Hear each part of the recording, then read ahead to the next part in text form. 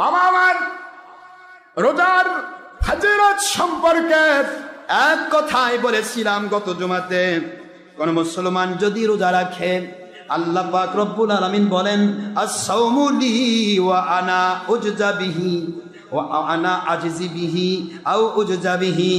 রোজা কেবলমাত্র আমার জন্য রাখা হয়, আর এর প্রতিদান আমি আল্লাহ নিজেই দেব। কে দিবেন? কে দিবেন? প্রতিদান কে দিবেন? নামাজের প্রতিদান রহমতের ফেরেশতা লেখে, রোজার প্রতিদান রহমতের ফেরেশতা লেখে না আল্লাহ লেখে? সুবহানাল্লাহ বলেন না জোরে।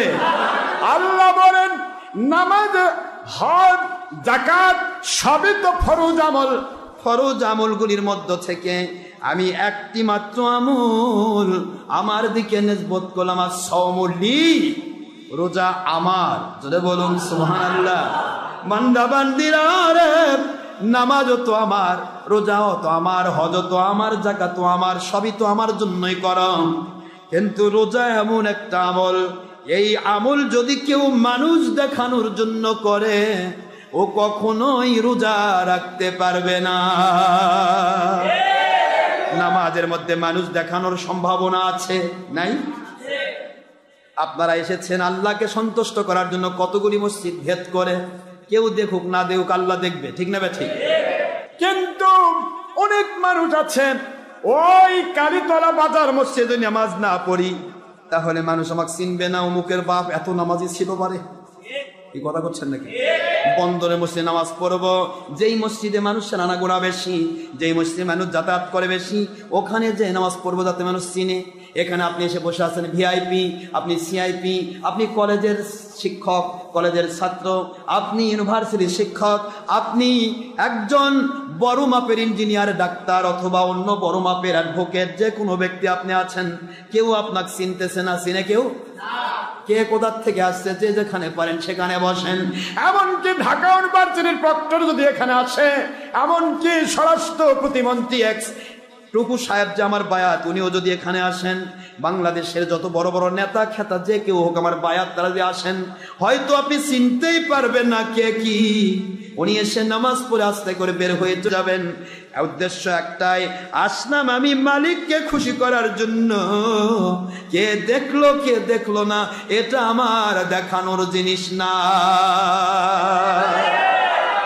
এটাই হলো আল্লাহর জন্য। কার জন্য? আল্লাহর জন্য বান্দা ইবাদত করে। নামাজের ভিতরেও মানুষ দেখানোর সম্ভাবনা থাকে, যাকাত দিলাম সম্ভাবনা থাকে, হজ করলাম মানুষ আমাকে হাজি বলবে, মানুষ আমাকে আলহাজ বলবে।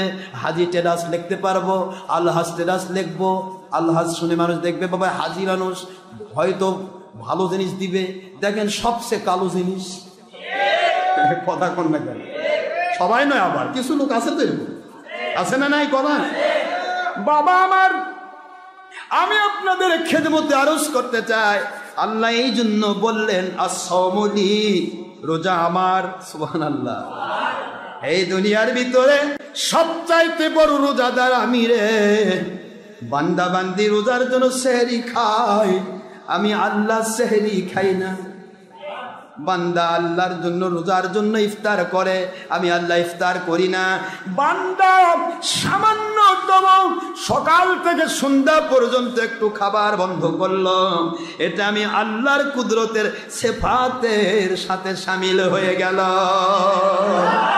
আমি খাই না রে দুনিয়াবাসী, আমি খাই না, আমি ঘুমাই না। সুবহানাল্লাহ কোন? রমজান মাসে অনেকেরই ঘুম হয় না, কথা বলছেন না কেন? ঘুম হয়? তারাবি পড়ে যেতে খাইতে খাইতে তাকে 12টা 1টা বেজে গেছে, এই আবার সেই খাও, আবার এই করো, লাস্টে গিয়ে ফজর নামাজ পড়ে একটা ঘুম দেয়। কি ঠিক না বেঠি? আমি আপনাদের খেদমতে আরজ করছি আস-সাওমু লি, কেন আল্লাহ বললেন হাদিসে কুদসি? কেন রোজা আমার জন্য আর আমি রোজার প্রতিদান দেব? কারণ কি? আমার আল্লাহ বলেন রোজা আমার জন্য রাখা হয়, কারণ রোজা কাউকে দেখানো যায় না। একটা মানুষ যদি মনে করে আমি রোজা রাখবো না, রোজা রাখবো না, ঘরের ভিতরে সিটকেনি মেরে দিয়ে আস্তে করে, সিটকিনি আছে না আপনাদের?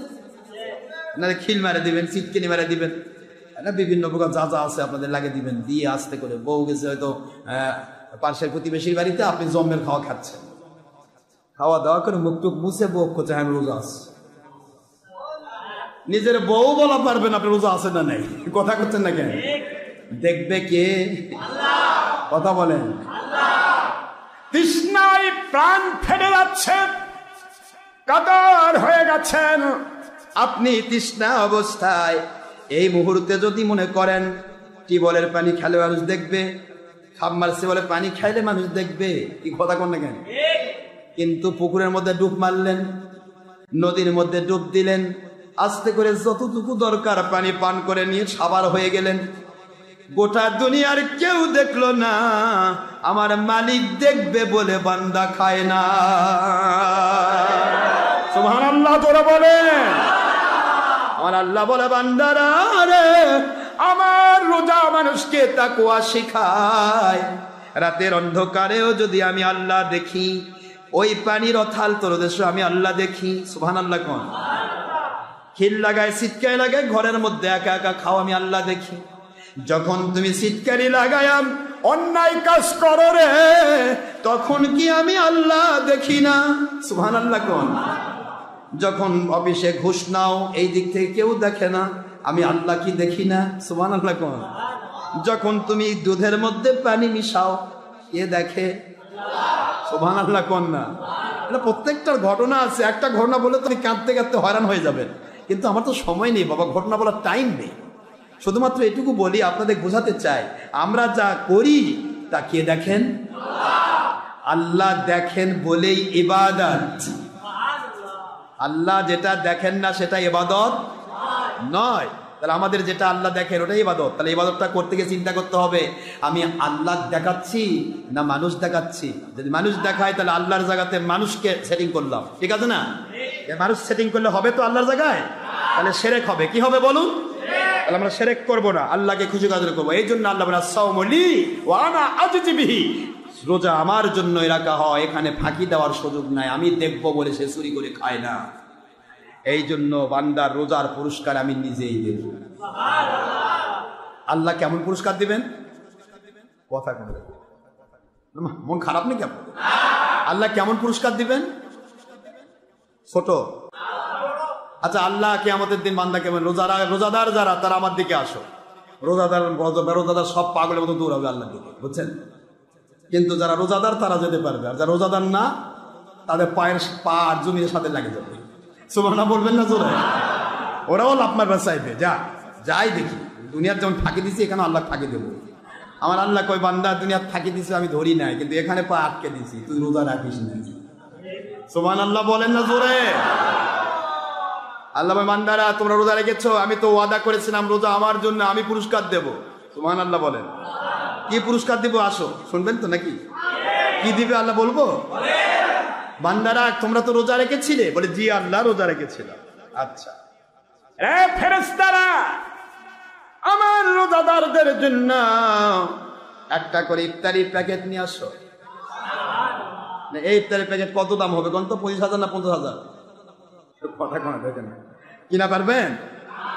একটা করে ইফতারি প্যাকেট দাও। এই প্যাকেজের মধ্যে থাকবে আল্লাহর দিদার। আল্লাহু আকবার জোরে বলুন। সুবহানাল্লাহ, সুবহানাল্লাহ। আমার আল্লাহ কয় আমার বান্দারা আমার জন্য কষ্ট করেছে, আমি এদেরকে আমার এক প্যাকেট দিতে চাই, প্যাকেজের মধ্যে আমার দিদারও রয়েছে। আহা, সবাই শুধু আফসোস করে।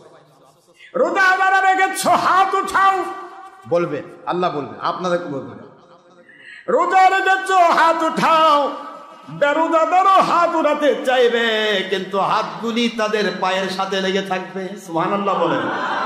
রোজাদারের হাত উঠে গেল, আমার মালিক বলেন এসো, তোমাদেরকে আমি এক পেয়ালা হাউজে কাউসার নিজের হাতে কুদরত দিয়ে পান করাতে চাই।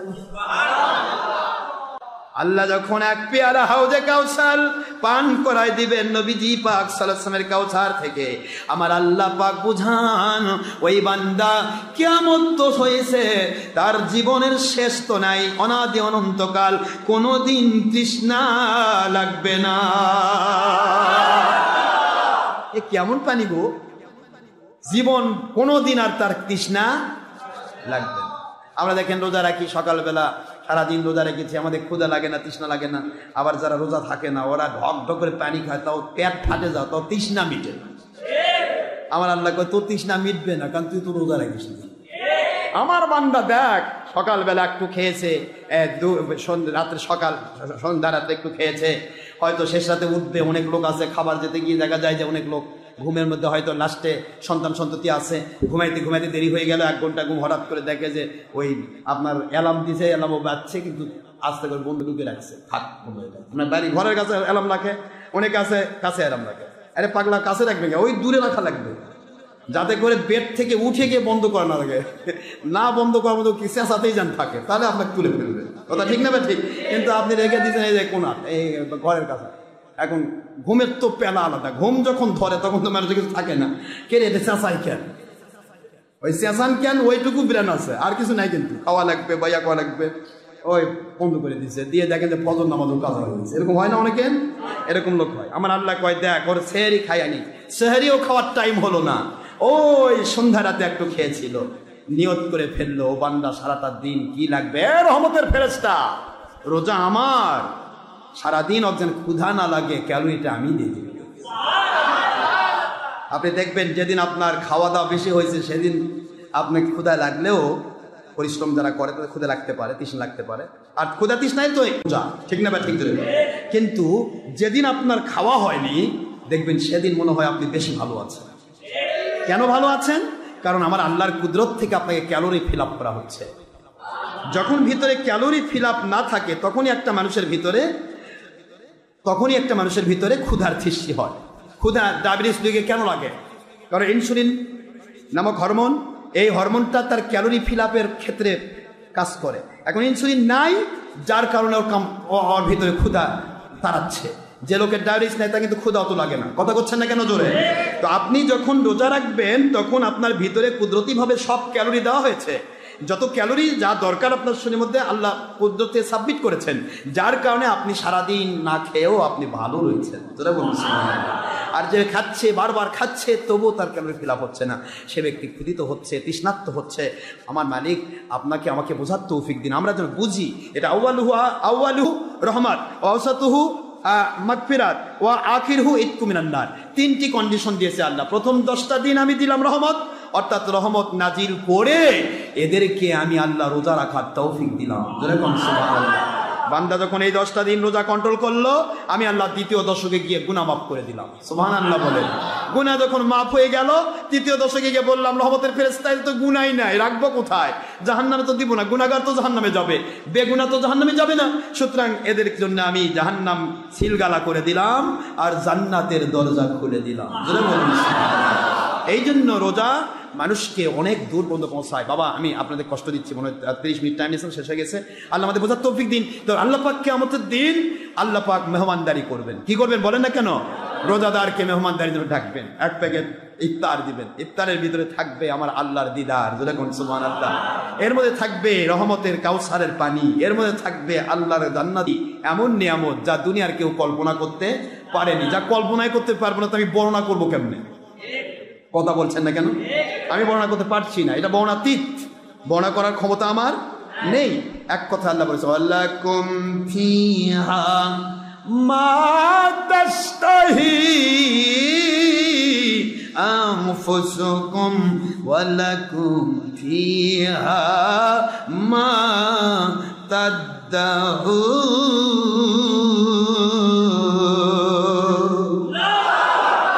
দুনিয়ার মানুষেরা রে, আমি রোজাদারদেরকে, আমার মুমিন বান্দাদেরকে যে জান্নাত দেব, আর দুহাকার দিস সামাওয়াতি ওয়াল আরদ, আসমান জমিনের সময় ব্যাপৃত একটা করে জান্নাত। সুবহানাল্লাহ বলবেন না?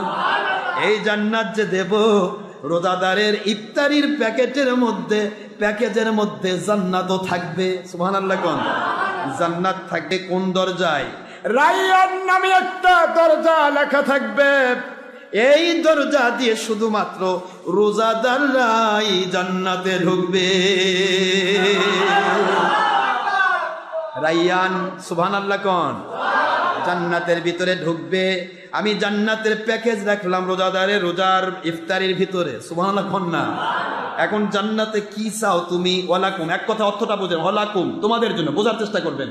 ওয়ালাকুম তোমাদের জন্য, ফিহা জান্নাতের মধ্যে, মা তাস্তাহি যা চাও, মা তাস্তাহি আনফুসুকুম তোমাদের মন যা চায়, বুক দিয়ে বলা লাগবে না, ইশারা করা লাগবে না, মন যা চায়, আনফুসুকুম ওয়ালাকুম ফিহা মা তাদাউন তোমরা যা চাইবে, যখন চাইবে, যেভাবে চাইবে তাই দিয়ে মেহমানদারি করা হবে। এটা সুবহানাল্লাহ পড়বেন না জোরে? মনে করেন আপনি আপনার মুর্শিদ কিবলাকে যথেষ্ট ভালোবাসেন, কষ্ট হচ্ছে? মুর্শিদ কিবলার সাথে আমি হাসরে উঠতে চাই, সুবহানাল্লাহ করবেন। নিয়ত করছেন? আপনি নিয়ত করেন যে আমি আমার মুর্শিদ কিবলাকে ভালোবাসি, আল্লাহ আপনাকে পাওয়ার আশা, বা আপনি মনে করেন আপনাকে আপনার বউকে ভালোবাসেন, আহলিয়াকে ভালোবাসবেন না? স্ত্রীকে ভালোবাসতে হবে, স্ত্রীর মর্যাদা দিতে হবে, না দিলে কিন্তু আপনি কিয়ামতে ধরা খাবেন। স্ত্রীর মর্যাদা স্বামী, স্বামীর মর্যাদা স্ত্রী, মা বাবার মর্যাদা সন্তান, সন্তানের হক আদায় করবে মা বাবা, শ্বশুর শাশুড়ি হক আদায় করবে বৌমা, বৌমার হক আদায় করবে শ্বশুর শাশুড়ি। এগুলি কিন্তু এক একটা হক, কথাকে বুঝতে পেরেছেন? তো আপনি মনে করেন আপনি মনে মনে ভাবতেছেন জান্নাতের মধ্যে গিয়ে আল্লাহ আমি আমার স্ত্রীকে পেতে চাই। আপনার স্ত্রী হয়তো জাহান্নামে আছে। কোথায় আছে? কথা করছেন না কেন? কোথায় আছে বলেন না কেন? জাহান্নামে আছে, গুনাহ খাতা করেছে, জাহান্নামে আছে, আপনি জান্নাতে রয়েছেন। জান্নাত কেমন মজার জিনিস তাই বলতেছি, কষ্ট পাচ্ছেন না তো? তো আমার আল্লাহ বলতেছেন যা চাইবে, যখন চাইবে, যেভাবে চাইবে, তখন তা তখনই সেভাবে দেওয়া হবে। তৎক্ষণাৎ, এত মাস তাৎক্ষণিক ভাবে দেওয়া হবে। তো এখন এখানে তো বান্দা এখন চিন্তা করতেছে মনে মনে, আল্লাহ আমার বউটা কোথায়? আল্লাহ জীবনের দুনিয়াতে এত ভালোবাসছি, আল্লাহ আমার আহলিয়া কিম পাবো না? মুহূর্তের মধ্যে আপনার স্ত্রী আপনার সামনে হাজির। একটু সুবহানাল্লাহ পড়বেন না আব্বা? একটা মানুষ হক্কানি আল্লাহর ওলি যারা, তাদের লাখ লাখ কোটি কোটি মুরিদ ভক্ত থাকতে পারে। এই কোটি কোটি ভক্ত, কোটি কোটি ভক্ত এই যদি মনে করে জান্নাতের মধ্যে আল্লাহ আমি যার জন্য জান্নাত পাইলাম, যার ওসিলায় আমি আপনাকে চিনেছি, যার ওসিলায়, যার কথার বিনিময়ে আপনার নবীকে চিনেছি, যার ওসিলায় আমি ইসলামের জেনুইন পজিশনটা বুঝেছি, আপনি দয়া করে জান্নাত দিয়েছেন। আমার ওই ওলি কোথায়? আমি আমার ওলিকে দেখতে চাই। শুধু অন্তর প্রকাশ করা, মুহূর্তের মধ্যে আপনার ওলি আপনার সামনে হাজির। কোটি কোটি ভক্ত যদি এত টাইমে আমার আল্লাহর কাছে নিয়ত করে আমার মুর্শিদ কিবলার কাছে থাকতে চাই, আপনি অনাদি অনন্তকাল আপনার মুর্শিদ কিবলা আপনার সাথী হয়ে রয়েছে, এটাই আপনি অনুভব করবেন। আল্লাহু আকবার, জোরে বলুন। এটা হলো জান্নাত। এর নাম কি? কবরে গিয়ে যারা জান্নাতি নিয়ামত পায় একই অবস্থা। কবরে গিয়ে 5 কোটি মুরিদ যদি বলে, ভক্ত যদি বলে আল্লাহ আমি আমার মুর্শিদ কিবলাকে আমার সাথে পেতে চাই, আপনার কবর থেকে হাসর পর্যন্ত রহমতের ফেরেশতা আল্লাহর অভাব নাই। অথবা 1,00,000 কোটি মুর্শিদ কিবলা বানিয়ে দাও, আমার আল্লাহর কোনো ব্যাপার নয়। আপনার মুর্শিদ কিবলা দুনিয়াতে, মুর্শিদ কিবলা কবরে যাওয়া লাগবে না রে আমার মুসলমান বাজিরা, পুরুষ হন মহিলা হন, মুর্শিদ আপনার কবরে যাওয়া লাগবে না। মুর্শিদ দুনিয়াতে রয়েছে, আপনি কবরে গিয়ে জান্নাতের নিয়ামত পাচ্ছেন। এই অবস্থা যদি হয়, জাহান্নামের হলে হবে না, জান্নাতের নিয়ামত পাচ্ছেন এমন অবস্থা যদি হয়, এখানে জান্নাতীদেরকে একজন জান্নাতি সাথী তার সাথে দেওয়া হবে। এই জায়গা যেহেতু সে জান্নাতি হলে প্রমাণ হয়ে গেছে। এ বান্দা যদি মনে মনে ভাবে আমি এখানে কাকে চাই, কাকে নিয়ে থাকবো, আমার আখেরি নবী যেন আমার সাথে থাকেন, নিয়ত করে নিল 1,00,000 কোটি মানুষের কাছে, উম্মতের কাছে আখেরি নবীকে সাথী বানায় আল্লাহ দিয়ে দিবে।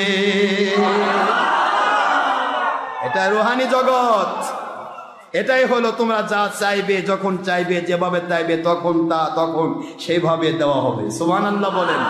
অনাদি অনন্তকাল আপনার সাথে আপনার মুর্শিদ রয়েছে, অনাদি অনন্তকাল আপনার সাথে আপনার নবীজি রয়েছে। এখানে নবী কত জায়গায় যাবে, কতজনের কাছে যাবে, এই কথা যদি প্রশ্ন করেন তাহলে উত্তর চলে আসবে সূর্য কয়টা। আপনারা শুধু বাংলাদেশে সূর্যের আলো পান, ইন্ডিয়া বোধহয় পায় না।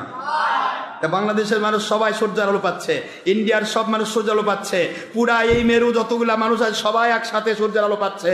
লক্ষ লক্ষ কোটি কোটি মানুষ এট এ টাইমে একটা সূর্যের আলো যদি উপকৃত হতে পারে, সারা জগতের কোটি কোটি মুরিদ একজন পীর সাহেবের কাছে, সারা জগতের কোটি কোটি উম্মত একজন নবীর কাছে, ঠিক ওই রকম একজন নবীকে পুরা জগতের উম্মত দেখতে পাবে।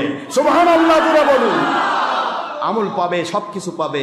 মূল কথা হলো আপনাকে সেইভাবে কানেকশন করতে হবে।